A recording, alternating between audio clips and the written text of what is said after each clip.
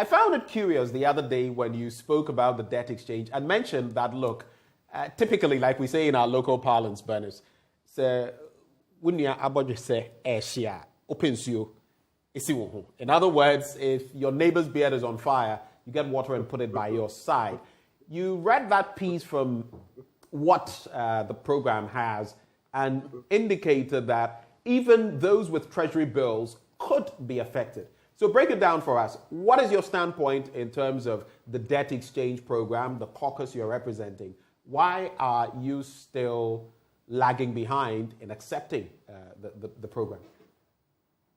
Great. Okay. So, Mr. Kpebu, the thing is that, you see, the program is, in respect of the individual bondholders, it's actually not necessary. We don't need to rope in individual bondholders in order to have a successful IMF program. Not at all. Look, we're saying that if you look in the budget, and then one other preliminary fact, what we've done is that the groups are coming together. So the association, that's Individual Bondholders Association, that's a group I'm leading, and the one senior Hosi is leading the forum, that's Individual Bondholders Forum. We've merged so that we can present one unified front. So for practical purposes now, we're working together. Good. So we're saying that it's unnecessary to pull in individual bondholders because if you look at the economic consequences that this program is going to impact on these individuals, you just find that it's not worth it at all. We'll come into those details. Now, so why don't we have to add them? If you look in the budget, you find lots of money. Let's start.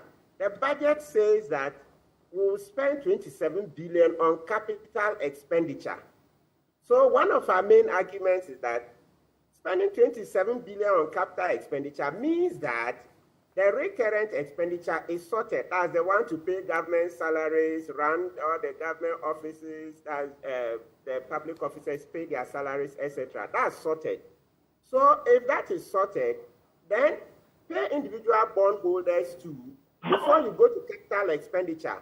Because for the individual bondholders, the coupons, the interest that are usually paid periodically, 6 months, etc., that is also salary to us. So I'm sure we've made the point several times over that individual bondholders rely on the coupon to live. The coupons give us a living. Why? Because that is what we use in paying rent, school fees, medications, etc., etc.